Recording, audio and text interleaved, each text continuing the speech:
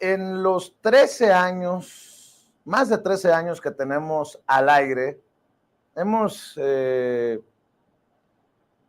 sido honrados con la presencia en nuestros estudios de personajes, por ejemplo, como Ignacio López Tarso, que en paz descanse, que a pesar de su priismo, con mucho respeto lo digo, pues fue siempre muy generoso con su servidor.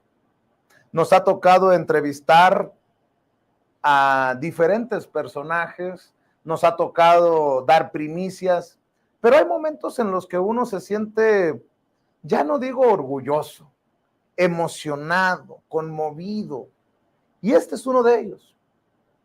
Este es uno de ellos.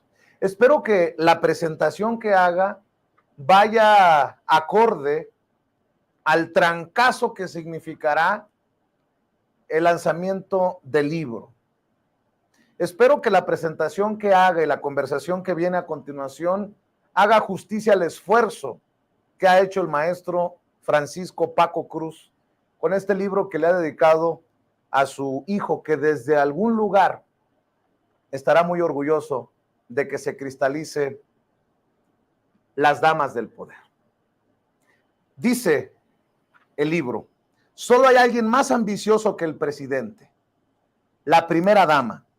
Protegidas por el alto mando del país, las verdaderas dueñas del poder siempre han sido las primeras damas, quienes han utilizado a su favor los secretos más confidenciales del Estado para orquestar jugosos acuerdos y favores para sus allegados, al tiempo que aparentaban ser las protectoras de la nación. Algunas construyeron mansiones millonarias a costa del erario, casi todas remodelaron a capricho los pinos o colocaron a sus hijos y parientes en posiciones privilegiadas. Incluso una tuvo un amante clarividente y otra solapó por años el contrabando de petróleo. Sin concesiones y basado en una investigación de más de 13 años, Francisco Cruz, autor de García Luna, El Señor de la Muerte, narra la vida, obra y desgracia de 10 primeras damas entre 1952 y 2018, desde Guadalupe Borja hasta Angélica Rivera, pasando por Carmen Romano y Marta Sagún. En estas páginas se revelan por primera vez los secretos de alcoba, los actos de corrupción y los escándalos más vergonzosos y atroces de las mujeres que convirtieron el sufrimiento del país en un espectáculo y que callaron ante actos inhumanos como el del 68. Todas ellas actuaron a placer y sin temor a represalias, como verdaderas aventureras del poder. Mi querido Paco, te abrazo y te deseo el mayor de los éxitos, como el que sigues teniendo con García Luna, El Señor de la Muerte, con este nuevo libro, con este nuevo bebé, Las Damas del Poder. ¿Cómo estás, Paco? Muy buenos días, maestro, y es un orgullo para nosotros decirte miembro de esta familia sin censura. Vicente, mira, es un libro que le había prometido a mi hijo, está ahí. Sé que en algún lado, mi hijo era un hombre profundamente creyente, éramos diferentes, pero el amor es otra cosa y el amor de padre es otra. Es un libro que le había prometido, es un libro que está ahí y finalmente, bueno, la verdad no sé qué decir. Muchas gracias por la presentación, Vicente. Y sí, yo te había prometido, allí va a estar el libro. Me tardé un poco más de lo normal porque escribí en condiciones diferentes. Escribir desde el dolor es muy complicado. Se torna pesado, se torna difícil, no pesado, difícil, porque se mezclan muchas emociones. Tú sabes que estuve encerrado meses y meses sin ver a la calle, pero el libro para mi hijo está allí. Mira, he aprendido a verlo de otras formas, a quererlo de otras maneras, y el libro que le había prometido hace más de 5 años está ahí, Vicente. No sé cómo lo viste en los inicios, pero mira, yo digo que por 7 décadas, las primeras damas formaron un universo alterno al que nunca nadie pudo penetrar. Ellas son las dueñas de los secretos y de las confidencias que a veces no se deben susurrar ni en sueños, y fueron intocables. Hoy lo que hace Las Damas del Poder es desmitificar a esas primeras damas, a la esposa del presidente. Este país es lo que es porque ellas también son corresponsables del desastre, son corresponsables del narcotráfico y nos presentaron muchas veces la cara de la hipocresía. Fueron serpientes envenenadas. Muchas veces, por el interés de ambos, cuando ya estaban separados, siguieron abusando de la presidencia de la República. Algunas pospusieron la separación hasta después de que terminaran. Pero la figura de la primera dama tiene una dimensión política, más allá del chisme, más allá del chisme, tiene una dimensión política mucho mayor de lo sugerida hasta ahora. Quizá conocemos las últimas tres hasta el 30 de noviembre de 2018, a la gaviota Angélica Rivera, a Margarita Zavala Gómez del Campo, a Marta Sagún, pero para atrás es un terreno vedado, conocemos algunos chismecitos, conocemos algunas pequeñas cosas, pero lo que hace e intenta hacer las damas del poder es redimensionar a todas las esposas de los presidentes civiles, redimensionarla y darles el papel real que jugaron en la presidencia de la República, más allá de que fueron simples espectadores. No, fueron abusivas, fueron onerosas y fueron terriblemente ambiciosas, todas, Vicente. Déjame, si me permites, empezar del final, de atrás hacia adelante, porque usaste una frase, un adjetivo, un concepto que me parece contundente: serpiente envenenada. Y así tú titulas el capítulo 10, Angélica Rivera. Y si me permites, déjame empezar de ahí. Leo: Angélica Rivera, la gaviota, tenía una vida de película o telenovela rosa. A los ojos de México, un país que pasa horas pegado a las pantallas del televisor, encarnaba todas las virtudes posibles. Angélica, decían, era perfecta, inquebrantable, distinguida, tierna, de buenos modales, compasiva, bonita, abnegada, elegante e imponente en sus vestidos de gala, y podía conducirse con propiedad fuera de México o recibir a visitantes distinguidos. Parecía moldeada para el papel de primera dama. Sin embargo, ningún papel protagónico en ninguna telenovela la prepararía para el nivel de exposición política que la aguardaba al llegar a la residencia presidencial. Con sus matices propios, Angélica era también una iluminada, como Marta María Sagún de Fox, María Esther Zuno Arce de Echeverría o Carmen Romero Noack de López Portillo. El 25 de abril de 2018, Vera Berkovitz lo contó en una amplia crónica para la revista Vanity Fair bajo el título Los sorprendentes claroscuros de Angélica Rivera. Un día en el set de maquillaje, la maquilladora, que también era vidente, le leyó las cartas a Angélica Rivera. Le auguró que se casaría con un hombre muy poderoso por el que dejaría la actuación. Angélica se rió, no se creyó nada y se levantó despreocupada para rodar la siguiente escena. ¿Qué ilusiones despertaba entre sus seguidores imaginar a Angélica ante reinas y dignatarios del mundo? Nada que ver con Margarita Zavala y sus anchas espaldas, ni con la voz chillona de Marta Sagún, hundidas en el fango de las ambiciones. Y hablas de los orígenes de esta serpiente envenenada, Angélica Rivera, maestro Paco Cruz. Vicente, mira, es que en realidad cada una de las primeras damas, desde María de los Dolores Izaguirre Castañares, son eso, una serpiente envenenada. Nos vendieron una cara bonita, pero resultaron serpientes verdaderamente envenenadas. Mira, ese libro nace a partir de que faltan grandes partes a la historia, y el libro intenta tomar algunas para que sepamos por qué las protagonistas murieron y por qué los grandes medios callaron, por qué se inventaron historias o por qué se la callaron. Como ha pasado con otros personajes indeseables, los escenarios de su vida se desvanecen siempre. ¿Por qué? Porque la prensa nunca las tocó. Y corrían los chismes de boca en boca, pero se sometía a esa prensa al poder establecido. Así que de Angélica Rivera, esa mujer que, mira, veían 20 millones de personas, había salido como una mujer pura, pulcra, intocable, cuando se la vendieron a Enrique Peña Nieto por catálogo, y era una mujer terriblemente ambiciosa, una mujer que le gustaba pasearse como una reina y que llegó a Los Pinos creyendo verdaderamente que era la reina de Liverpool, sí, no de Inglaterra, la reina de Liverpool. Era una princesa, antes llegó a reinar, se olvidó de las labores que ciertamente no son formales, pero se olvidó de las labores que le habían delegado en la presidencia, como el Sistema para el Desarrollo Integral de la Familia. Si no desapareció el DIF, es porque las cosas van marchando por la inercia, pero es una mujer terriblemente corrupta, una mujer cuyas emociones, mira, no valían los 20 millones de televidentes que tenía en sus telenovelas. Por eso la casaron con Enrique Peña Nieto, por eso desde antes, mira, debimos habernos dado cuenta.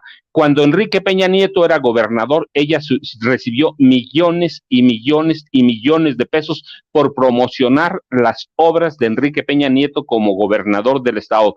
Cuando se casó, se olvidó. La última vez que vio a los mexicanos fue para atrás y después se dedicó a dar una vida de reina. Y Margarita Zavala, mira, podemos empezar por ellas. Margarita Zavala camina sobre cristales, camina tratando, cristales muy frágiles, tratando de que no se rompan para no ver las masacres de su marido, la corrupción de ella y toda su familia.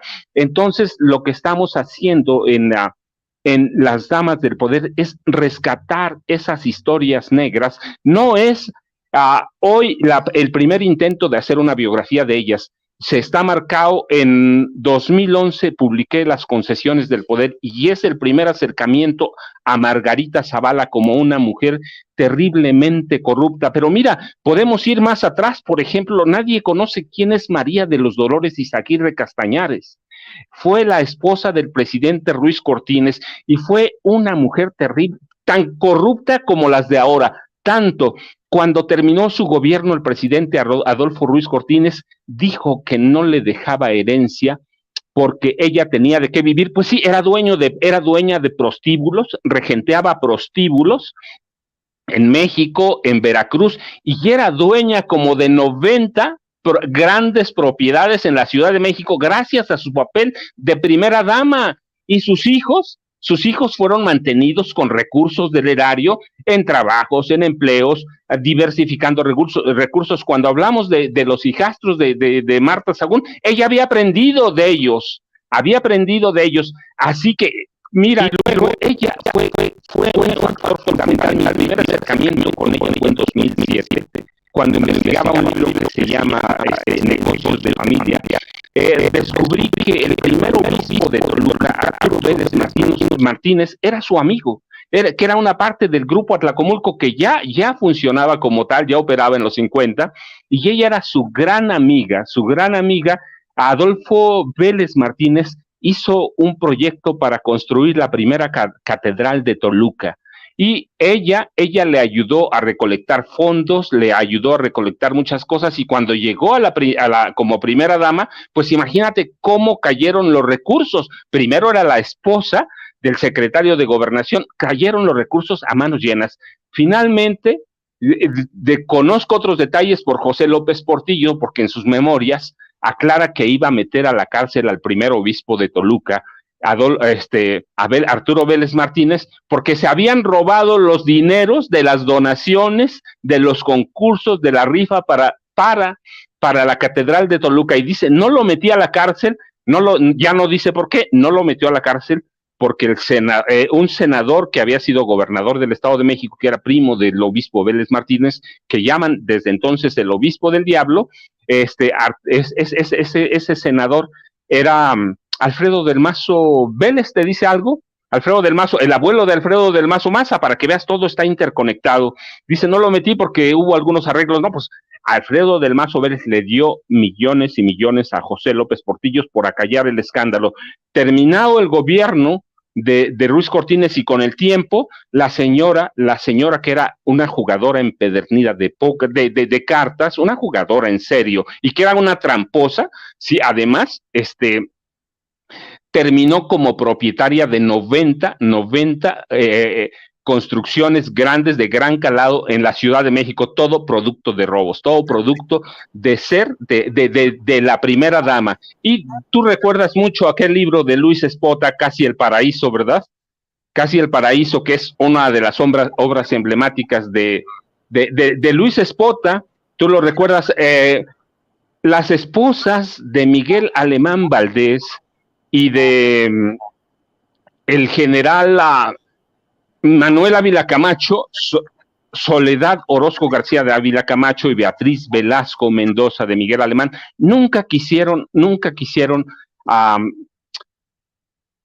María de los Dolores Izaguirre Castañares, la despreciaban porque representaba lo corriente de lo corriente, y estas dos mujeres se habían adueñado de la conciencia nacional, dos mujeres ultraconservadores que eran verdaderamente codiciosas, escandalosas, y que trataban de regular la conciencia nacional, no la querían. Lo que hace María de los Dolores Izaguirre Castañares es nada más entregarle algunos datos a un hombre que se llamaba Luis Mario Cayetano Espota Saavedra Ruoti y Castañares. Es decir, Luis Espota le entrega datos de toda la podredumbre del alemanismo y del avilacamachismo y nace esta gran obra que es Casi el Paraíso. Así que estas cosas van siendo desnudadas. Mira, una de las mujeres que mejor imagen tiene como primera dama se llamaba Evangelina Eva Sámano Bishop, la esposa del presidente López Mateos, que es considerado uno de los mejores presidentes civiles. Yo tengo mis dudas y ahí las planteo porque esta mujer era considerada la madre de la nación, la maestra de México, era considerada todo cuando era una mujer terriblemente ambiciosa, de poder, llena de poder. Cuando terminan la presidencia de la República, ella se negaba a dejar el organismo que le creó López Mateos para obras asistenciales a la niñez y a la familia, se negaba hasta que la corrió el presidente Gustavo Díaz Ordaz. Pero no solo eso, mira, ella fue la primera gran cogobernante del país. Ella, cuando se casó con López Mateos, sabía que López Mateos sufría aneurismas muy graves, que cuando fue candidato ya se sabía que estaba enfermo, que no podía gobernar. López Mateos estaba gravemente enfermo, tanto que así de eso murió, de 7 aneurismas, de una golpiza que le dieron los priistas. Pero ella lo sabía, lo ocultó el origen de López Mateos, que no podía ser presidente de este país, lo ocultó y se puso de acuerdo con Gustavo Díaz Ordaz, con Alfonso Corona del Rosal.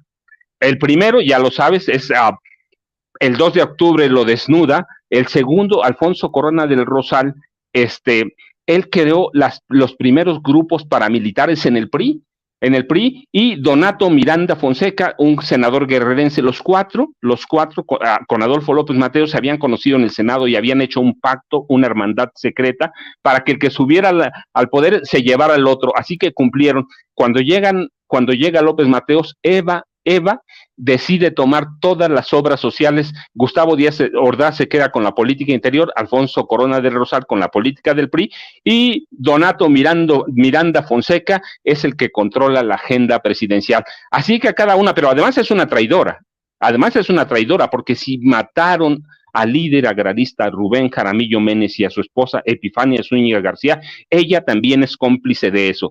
Así que mira, a mí se me corre el velo cuando mi madre me platicaba esas cosas, que yo era un niño y no entendía, y el libro empieza con esas historias de mi madre, hasta Eva Sámano de López Mateos y la esposa de Gustavo Díaz Ordaz.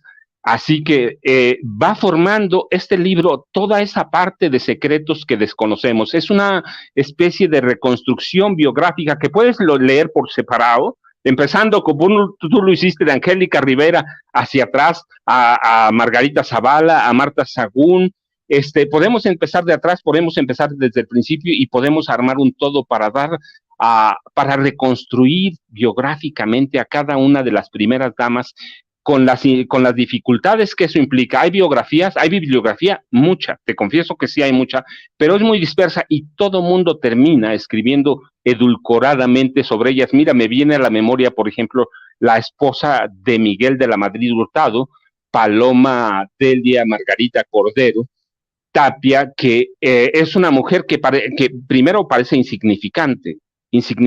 Yo le llamo la dama de las desgracias porque llegan a gobernar, recuerdas, y lo primero que tienen es el estallido de San Juanico, allá cerca de la Ciudad de México, en la salida al norte, en Tlalnepantla, y no lo reconocen, no lo van a reconocer nunca, pero hay cientos y cientos de muertos, y ellos, con toda la tragedia allí, hasta el siguiente día se dignan a pasar por allí. Mira, yo encontré al policía que arma el recorrido, al policía de la Ciudad de México, y hubo una petición expresa del Estado Mayor, que no pasaran por San Juanico, iban a Tlalnepantla, a un hospital que se había improvisado para atender a los heridos de aquella gran tragedia, aquella conflagración. No querían pasar por San Juanico porque a la señora le horrorizaba que hubiera sangre en las calles o que hubiera a trozos de piel pegado en paredes que sobrevivieron a la explosión de tanques de gas en San Juanico. Así que hay que ir reconstruyendo a cada una, o la esposa de Ernesto Zedillo Ponce de León, Nilda Patricia Velasco, Nilda Patricia Velasco Núñez, una mujer que tenía el miedo en la retina y cuya familia, la familia de la esposa de este hombre que fue un gran traidor a México, su familia controlaba el tráfico de metanfetaminas a través del cártel de Colima. Así que vivía con miedo, sí, porque fueran a matar a Zedillo, ciertamente tenía miedo, pero su familia controlaba el tráfico de metanfetaminas. Así que la idea es ir reconstruyéndolas biográficamente una por una y todas en conjunto para darle sentido a la historia de este país, y otras cómo aprovecharon a sus familiares, a sus amigos, para hacer negocios al amparo de aquel poder. Ese fue el caso de las ambiciones de Beatriz Velasco, de María Izaguirre, de Eva Sámano, de Carmen Romano. Tú la recuerdas, Carmen Romano, que tiene historias de sobra para contar, que vienen en el libro bien documentadas, pero además que termina, y es una imagen que no pintan mucho, como una potencial asesina. Amenazó de muerte a algunos personajes, vienen los nombres en el libro. Así que es reconstruir esas partes, Vicente, que todo mundo calla, que todo mundo olvida, pero que ellas estaban convencidas de que eran una pieza fundamental y que por eso no decían nada en la formación del Salvador de la patria, como se veía cada presidente, el Salvador, el único, el iluminado, las historias negras de López Portillo. Mira, a Carmen Romano hasta le trataban de crear un pasado fundacional como descendiente directa de Chimalpopoca y descendiente de alemanes, así que lo que hace este libro es rescatar esos secretos que tomaron para abusar del poder, o de plano trataron de pasar como objetos ignorantes pegadas a la espalda de su flamante esposo, el señor presidente, que se convirtieron gorilas y asesinos, y todas ellas callaron las masacres. Es decir, hay una cosa común. ¿Eran ignorantes? No eran ignorantes, Vicente, estudiaron. Hay en este país historias de luchas revolucionarias de mujeres, así que no podemos decir que callaron porque era un país machista, callaron porque les convenía, y lo que hacen las damas del poder es ir reconstruyendo a cada una de las primeras damas. A veces damos un poco hacia atrás, como con Ana Soledad Orozco García, la esposa del general Ávila Camacho, o Beatriz Velasco Núñez, la esposa de Miguel Alemán Valdés, para darle sentido. Algo tiene que tener este país. La historia la escribieron los priistas, pero tenemos que decir que un hermano de María Esther Zuno Arce, que era una mujer terriblemente ambiciosa, que termina millonaria con grandes tierras allá por Cancún, por Playa del Carmen, en Cuernavaca, que son ambiciosas. Esta mujer, también su familia controlaba parte del narcotráfico. Tú ves, nada en este país es una casualidad, nada. Su hermano murió en la cárcel. acusado y condenado por narcotráfico. Así que si tenemos, a veces nada más decimos el presidente, pues ya hemos tenido presidentes narcotraficantes, también las primeras damas o sus familias. Así que lo que hace este libro, Vicente, es ir reconstruyendo la vida de esas 10 mujeres, a veces damos saltos hacia atrás, para darle sentido a la historia de este país. Las primeras damas jugaron un papel más importante que el que se les quiere dar, al margen de Marta Sagún, de Margarita Zavala, que yo insisto, Margarita sigue todavía caminando, tratando de caminar sobre algodones para no ver los horrores ni la corrupción de su marido, pero también los horrores de ella, cuya familia se corrompió directamente desde antes de llegar a la presidencia de la República. Ni el rebozo. Hoy, mira, ella nos impuso el rebozo como una mujer mexicana, otra nos quiere imponer hoy el huipil como indígena que no tiene nada, pero las dos terriblemente ambiciosas y terriblemente corruptas. Así que va perfilando las damas del poder a cada una de estos personajes por dentro, Vicente. Esa es la historia de las damas del poder. Bueno, Leo, para cerrar por este momento, si te parece, Paco, y seguir hablando cuando así lo consideres de este libro que no tendrá muy contentas, que digamos, sobre todo las últimas 3, a la serpiente envenenada, a la mujer al lado del mercader de la muerte y a la cogobernante, la intocable, sobre todo a esas 3. Leo, en el caso de Marta Sagún, Marta María terminó siendo víctima de sus ambiciones desmedidas y de sus sueños de grandeza que alimentaba a través de la triangulación de recursos a la Fundación Vamos México, que tenía propósitos ocultos, ajenos al altruismo y a la beneficencia. Su enorme ego la persiguió y la devoró.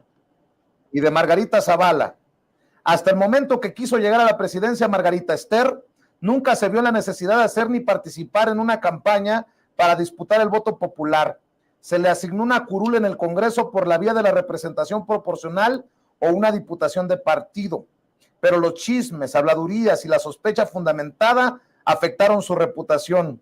Margarita había dado acomodo a toda su parentela Zavala Gómez del Campo en el presupuesto del gobierno federal, empezando por hermanos y primos hermanos, claro está.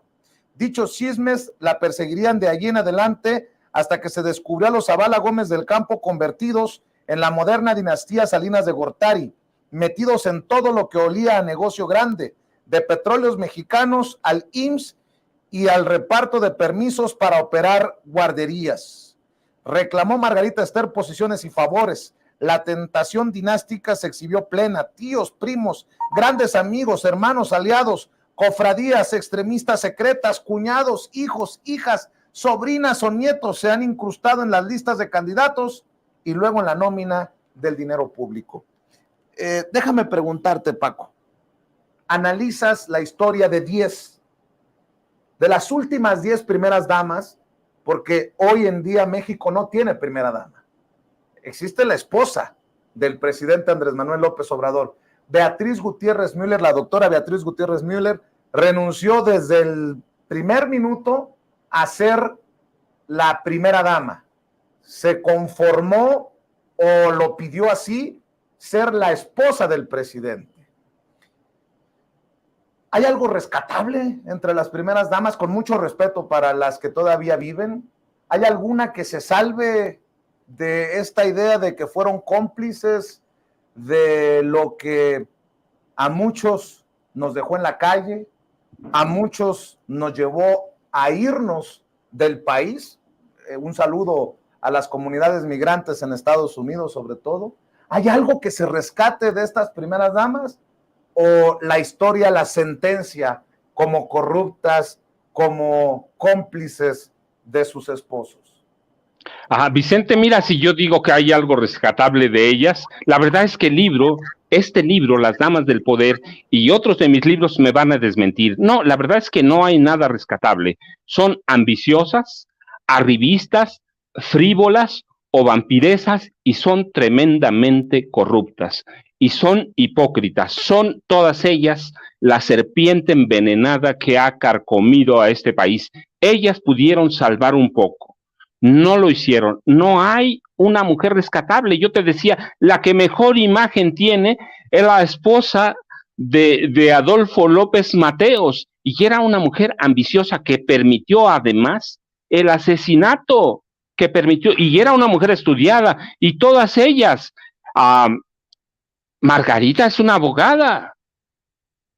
La gaviota no era preparada, pero es una mujer que estuvo en contacto con el mundo. 20 millones, ¿cuántas telenovelas? O sea, no eran mujeres impreparadas, sino unas mujeres arribistas, frívolas, corruptas, que aprovecharon bien el papel del esposo y los recursos que les dio esa monarquía que vivimos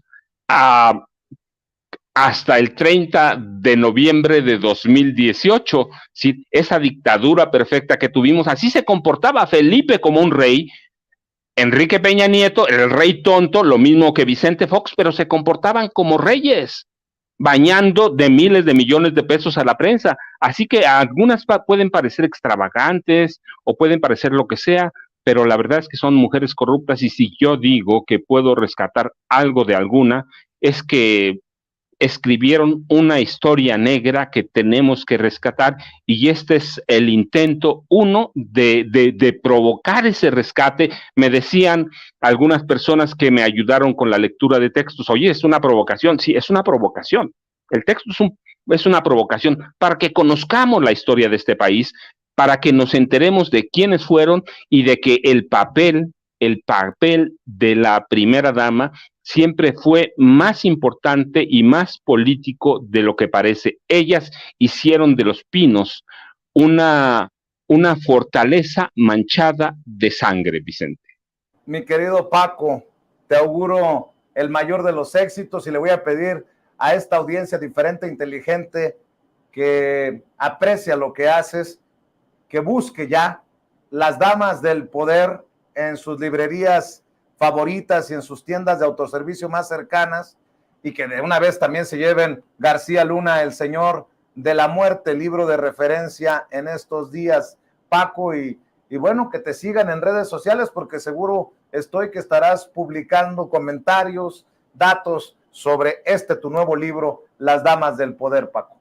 Vicente, seguramente publicaré a partir de mañana. Me comprometí con la editorial a darles mano como debe ser, para que publicaran algo. Yo estoy en las entrevistas contigo, porque había sido una promesa que cumplimos. A partir de mañana y el lunes ya me meteré. Mira, habíamos programado hacer campañas de prensa hasta el 3 de agosto. Fíjate cómo se programa. Hasta el 3 de agosto, ya que estuviera el libro en todo el país. Hoy podemos decir que está en las mayores librerías. En los siguientes días se regularizará en todo el país. Pero tenemos ya en este momento, la versión electrónica del libro ya está. Está en Apple Books, en Gandhi, en Amazon, ya lo tenemos, en Google Play. Sí, ya tenemos la distribución electrónica o la disponibilidad del libro electrónico en esas tiendas, ya está. Y en las siguientes 2 semanas se va a normalizar la distribución en todo el país, Vicente, pero yo te prometí y me comprometí contigo a presentarlo aquí por todo lo que había pasado. Aquí está el libro, Vicente, y a partir del lunes seguramente yo estaré metiéndome a publicar algunos materiales a reserva de lo que la editorial haga, que te digo, es mano de ellos, porque ellos me promueven, ellos me apoyaron cuando nadie me conocía. Cuando publiqué mi primer libro, y me decía, ¿y este tipo quién es? Este es el libro número 13 que escribo con ellos, es el número 14 en el que participé reciente en otro, pero con un ensayo, pero este es mi libro número 13, Vicente, Las Damas del Poder, que es eso, rescatar bien la historia de este país. Vicente, y yo ya sabes, @Paco Cruz Jiménez en Twitter, Francisco Cruz Jiménez en Facebook, y aquí estamos, Vicente, nos vemos el lunes, por favor. Gracias por cumplirle a la audiencia de Sin Censura, querido maestro. Te mando un abrazote y muchas gracias por la amistad. Gracias, Vicente, y gracias. Te dejas aquí en Sin Censura y por tu libro. Un abrazo, maestro. El maestro. Gracias a todos. Paco Cruz hablando con nosotros sin censura.